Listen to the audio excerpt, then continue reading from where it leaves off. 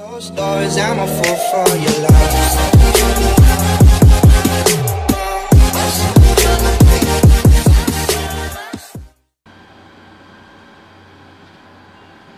Ano, Ken? Ayaw ko na sa'yo. Ayaw ko sa'yo. Oh, sige na. Sige na. Okay, baby. Kawawa ko naman.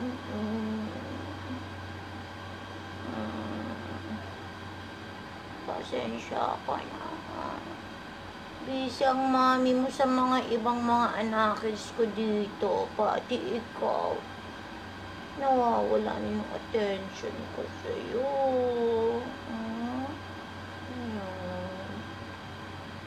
Ay, naku, wala na namang globe. Bakit? Ayan, no? Say hi to everybody.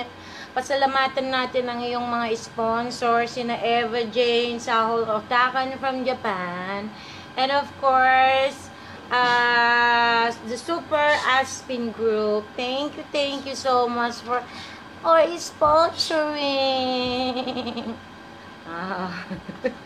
Pati tuloy ako, pag padala-nalita ako, nagiging increase na rin. Oh my God. Alright. Okay, para hindi naman puro kris na yun walang kabuluhan. Okay, gusto ko rin naman, gusto ko rin bigyan ng pansin itong biglang tumawag sa akin kagabi. Akala kong sino yung umiiyak-iyak din, Diyos ko. Ayun pala, binabastos na daw siya kung sino yung boyfriend niya na wala nang naman daw siyang ginawa kundi tulungan siya. Ganun eh.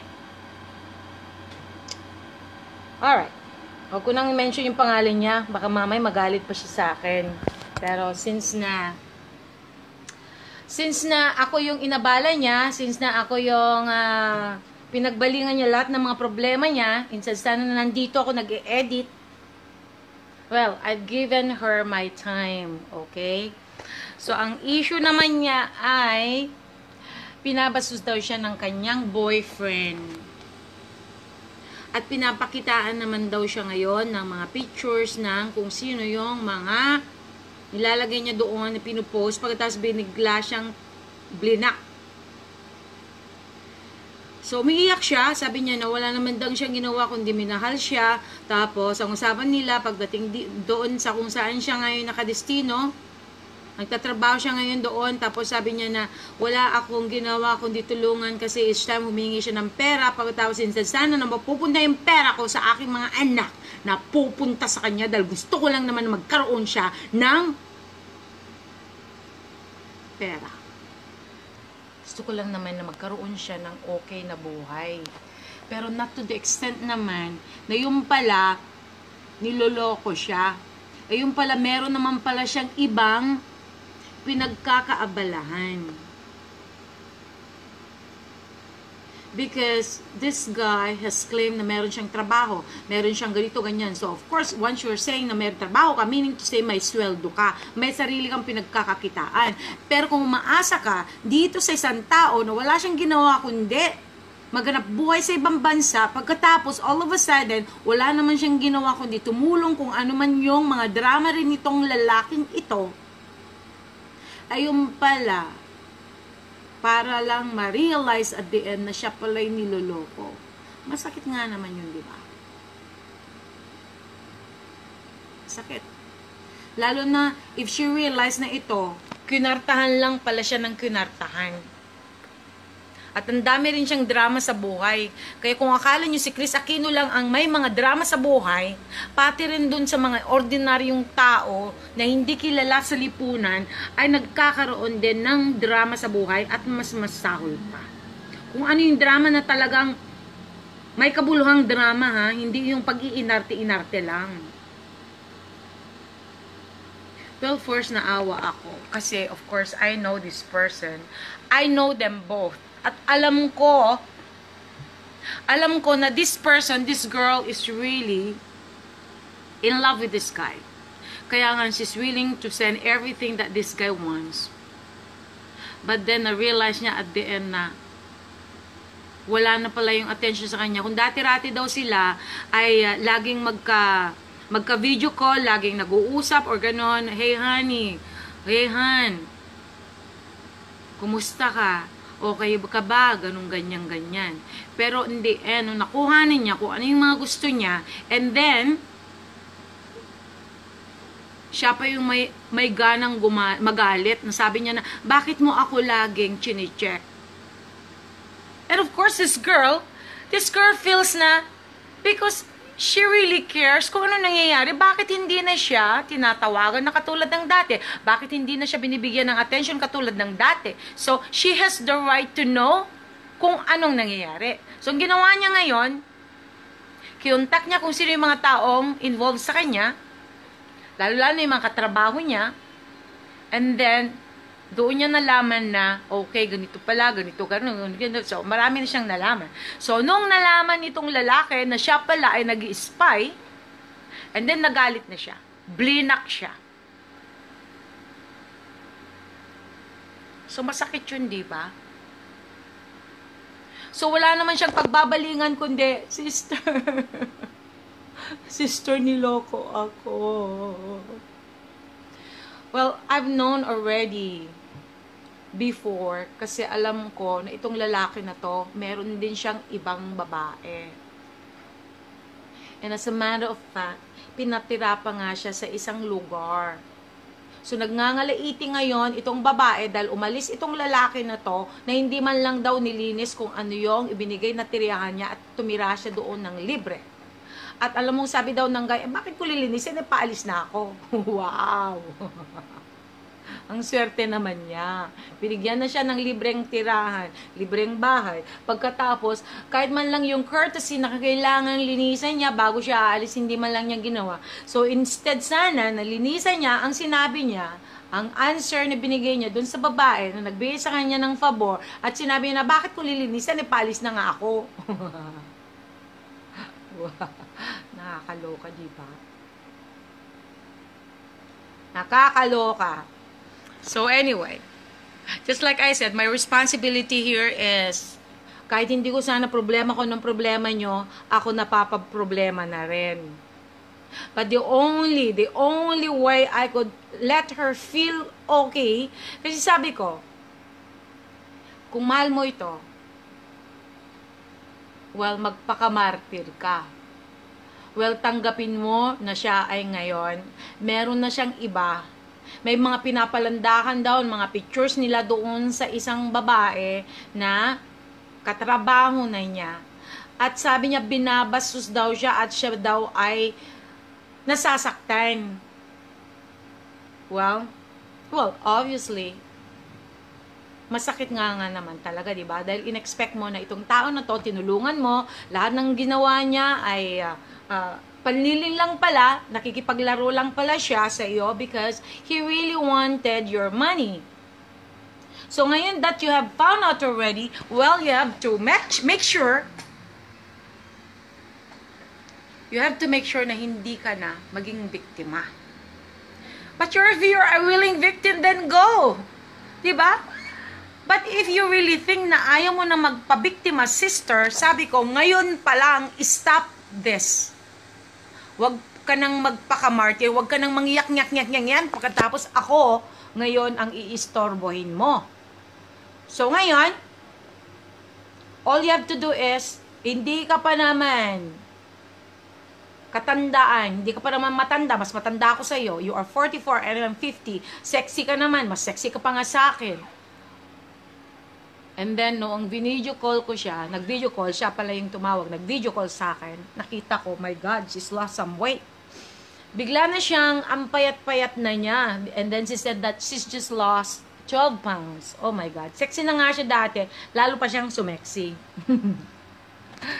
Pero not to the extent na talagang yun dapat ang mangyari. Diba? So, I told her, alam mo na niloko ka niya, Pagkatapos, you're still expecting na kayo pa rin. So, all you have to do is, just forget it. Ngayon, sabi daw ng lalaki, well, kung sakali man na magkaroon na ako ng trabaho, papunta ako ng Korea, and then I will pay you kahit double, kahit twice yung kung magkano yung binigay mo sa akin na tulog. Well, I doubt it. Well, if ever, na kung sakali man nababayaran niya, well, just be thankful. Pero kung hindi, just consider it like a lesson learned. Okay? First of all, ang isang tao, once na alam mo na it's just based on kung ano yung, katulad niyan, kung ano yung nangyari, it's just based on kung ano yung pinakita niya sa'yo, sana sapat na yon for you to decide kung is it really right para ipagpatuloy pa ang relasyon na to o hindi. And based on kung ano yung narinig ko, habang siya ay umiiyak at nagko-complain or whatever, and I said, he didn't really love you. He actually just took advantage of you dahil alam niya na pagpunta mo na sa ibang bansa and he was already capable of doing his drama na sabihin na, well, may trabaho ko pero hindi naman ako nabayaran. Well, pupunta ako ng Korea, so please give me this, give me that. Kasi kailangan ko bumili ng ganito, ganyan, damit ko, or whatever, kailangan ko ito para naman makita nila na ako ay hindi naman ako kawawa. So, nagpa-awa effect. Ito naman, itong sister ko, sabi ko, wag ka nang magpakatanga. Aminin mo na ikaw ay nagpakatanga. But, that doesn't mean na forever kang magpakatanga. Hanggat kaya mo pang talikuran ngayon na. Hindi yung kung kailan, kukunan siya ng pera, and then, just to realize later on na, my God, talagang, biktima na talaga. But, kasalanan naman niya eh. 'Di ba? Sabi niya, mahal ko siya. Kaya I was really willing to give everything para lang matulungan siya. Kaso nga, ang naging problema ay sinacrifice na niya yung sarili niyang pera para sa kanyang mga anak. So, instead sana na mapupunta yung pera para pagsustento dun sa mga anak niya, ibinigay niya sa taong ito dahil nga naman daw sa mahal niya. Sabi ko, forget it. Kung hindi ka mahal ng isang tao, there's no point para ipagpatuloy mong pagmamahal. At isa pa, meron ding nag-inbox din sa akin. Ganun din, the same condition, the same situation. Nasabi niya, ano daw ang gagawin niya. Kasi ito nagtaksil daw sa kanya at hindi naman daw niya inaamin na niloloko lang pala siya. Pero mahal daw niya. Anong klaseng pagmamahal yan? My God! Hindi pagmamahal yan, kundi pagkamartir. But on the other side, kung talagang gusto mo, kung alam mo na it's really worth para i-save yung relationship na yon, then just do your thing. Huwag mong ipakita na ikaw ay nasasaktan. Huwag mong ipapakita na alam mo kung anong nangyayari. Huwag mong ipakita na meron kang alam na inilihim niya. At kung sakali man na alam na niya, na alam mo, pero hindi niya inaamin, then just do your thing. Diba? Just do your thing. Magpakita ka ng mga kagandahan. Diba? Kill him with kindness. Kill him with things na hindi niya nakikita doon sa kung kanino siya ngayon humahanga. Kill him kung ano yung mga hindi mo pa naipakita dati para hangaan ka. Kung ano yung dahilan kung bakit siya na in love sa'yo noon, doblein mo, triplein mo, gawin mong 10 times. Tingnan natin ngayon. Tingnan natin ngayon kung hindi babalik yan sa'yo. Because there's always a reason kung bakit ang isang tao ay kukuha ng kapalit. Because there's really something there na hindi mo kayang ibigay. Or there's really something there na hindi niya nakikita, na nakita niya doon sa kabila. So, yun ang pag-aralan mo. Ano ba ang nakita niya doon? Siya ba ay mas maganda? Siya ba ay mas cute? Or whatever, nasa pag-aralan mo. Ngayon, kung gusto mong kompetensyahin yun, then gawin mo. And I'm sure na kung sakali man na ginawa mo, nasa iyo na yung lahat, di ba, na nandoon. Unless na you are not willing to sacrifice, okay punuan, i-feel kung ano yung nawawala sa'yo, kaya siya nandoon sa kabila. Oh, baka naman dati-rate, lagi kang mabango para sa kanya. Baka naman dati-rate, lagi kang maganda para sa kanya. Pero bigla ka na lang naging losyang. You're not taking care of yourself anymore para ma-in-love siya. Para sana ma-build up kung ano yung mga sparks, di ba? Kung ano yung mga kulang na hindi niya nakikita sa'yo, hinanap niya sa iba, natagpuan niya doon. So there's always both sides of the story. Hindi naman siguro gagawa ng isang bagay, isang tao, kung alam niya na wala siyang rason, di ba? Kaya yun lang ang masasabi ko doon sa isa, na mahal daw niya at ayaw daw niyang pakawalan ito. At kahit alam niya na ginagawa ito sa kanya, nasasaktan siya dahil meron na siyang iba. So, ibig sabihin, nagmamahal siya ng isang taksil. Di ba kabaliwan yan? Taksil niya, taksil na, mahal mo pa. So ngayon, dahil nga sa inaamin mo na mahal mo siya, kahit alam mo na kabaliwan yan, well, kailangan i-fix mo kung ano ang dapat mong gawin para maitama. Diba? Walang dahilan ang isang lalaki na pupunta at maghanap siya ng iba kung alam niya na nandyan lahat. Kung alam niya na she's got a perfect, well, walang perfect na tao, but you can make things perfect for somebody else. Not even 100%, but at least you can make it 90%. Kung sakali man na maibigay mo yon para manatili yung lalaki para sa'yo dahil alam mo na you really care and you really love this person, then do your best for him to love you back. Kasi imposible. Imposible. Kahit nga ba sabihin, unless na hindi siya napamahal sa'yo minsan. Kasi meron din yung mga different stories na kahit anong gawin mo, kahit ganun mo kamahal, kahit lahat ibinibigay mo, kahit lahat ng mga bagay-bagay, lahat ng signs para maibaling yung attention niya sa'yo, kung talagang nakasadya talaga na hindi mo makuha yung kanyang attention dahil you're not the right person for that person, wala eh. Pero, kung minsan man nagkaroon naman kayo ng relasyon at I am sure na marami rin siyang mga bagay-bagay na nagustuhan niya sa'yo. Unless na at the end, hindi na niya nakukuha, hindi na niya nakikita yung dati niyang nakita sa'yo, kaya nga siya na in love sa'yo, then that would be a different story. Okay? So doon sa sister ko, nandun sa ibang bansa, na nagtatrabaho para lang mahut-hutan. And then, galing mismo doon sa lalaki, sabi niya na, bakit? Bakit mo ako sinusundan lagi? Bakit mo laging iniis pa yan? Bakit mo laging bakit gusto mo laging alamin kung nasaan ako, kung anong ginagawa ko o whatever, na kinakailangan pang kontakin niya kung sino yung alam niya, nakatrabaho niya, para lang malaman kung ano nangyayari sa kanya, para lang malaman kung ano yung mga chismis tungkol sa kanya. Well, in fact, hindi naman kita girlfriend. Nagkaroon lang tayo ng MU, mutual understanding. Ibig sabihin, mutual understanding means an open relationship na hindi ito totoong relasyon, pero, wala lang. Parang ganun eh. Diba? Well, in fact, this girl, she thought that this was a very, very good and very, very serious relationship.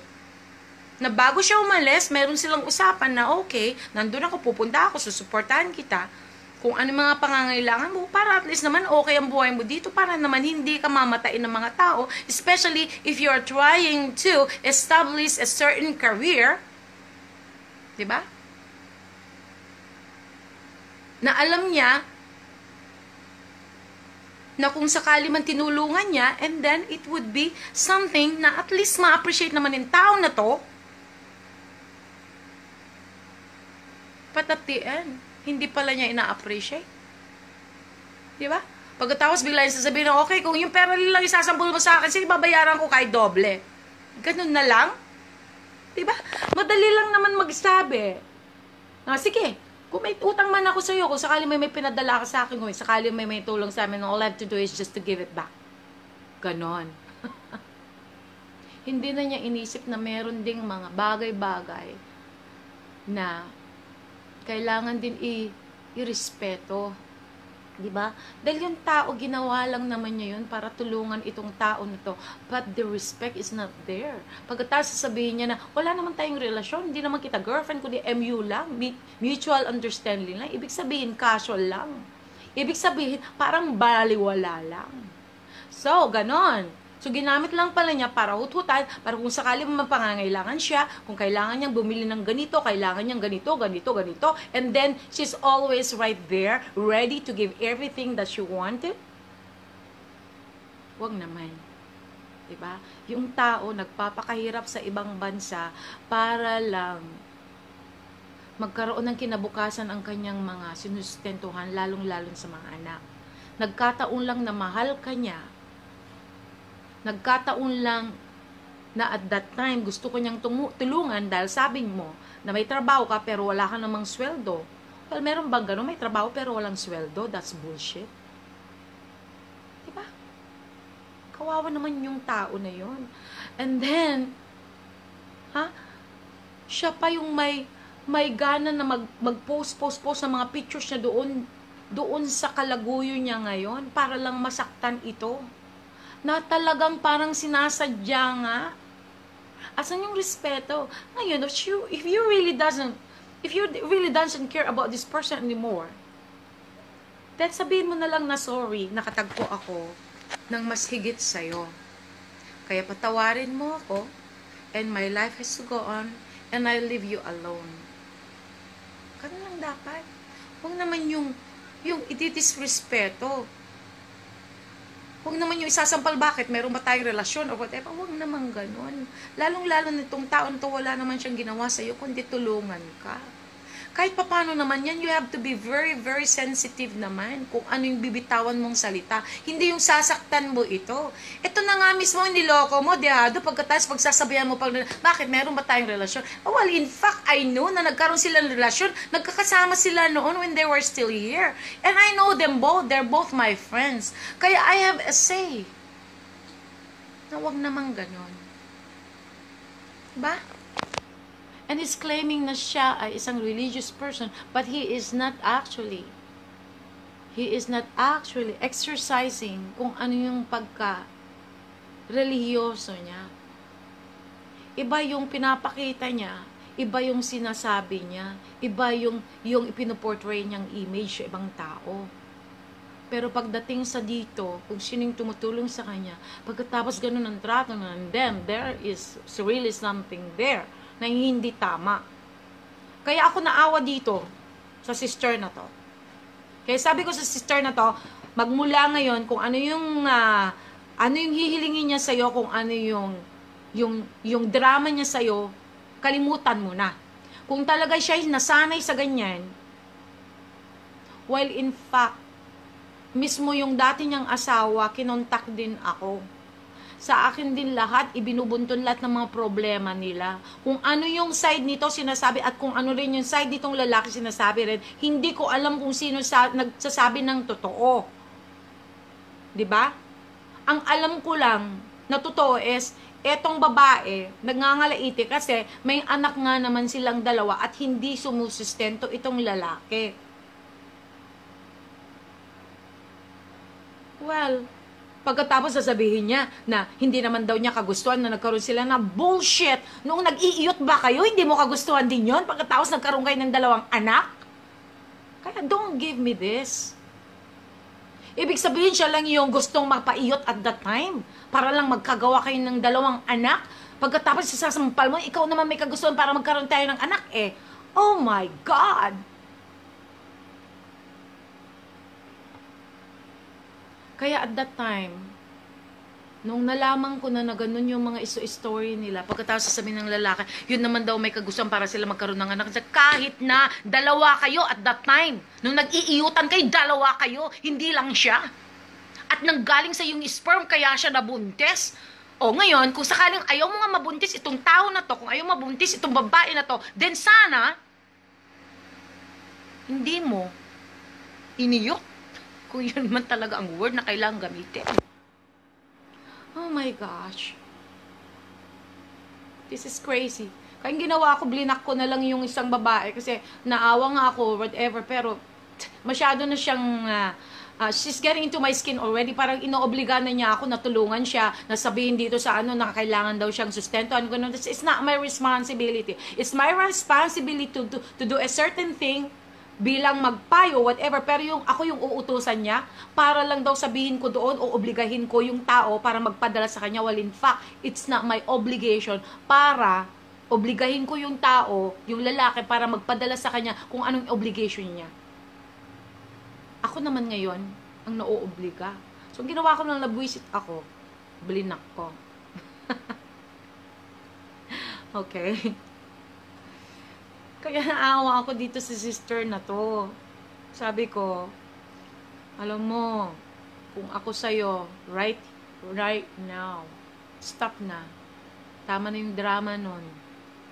Blinak ka na niya, tapos nagpapakita pa siya ng mga pictures na ang sweet nila o whatever, kung ano yung mga para lang masaktan ka. And then that's it. Move on. Get a life. Diba?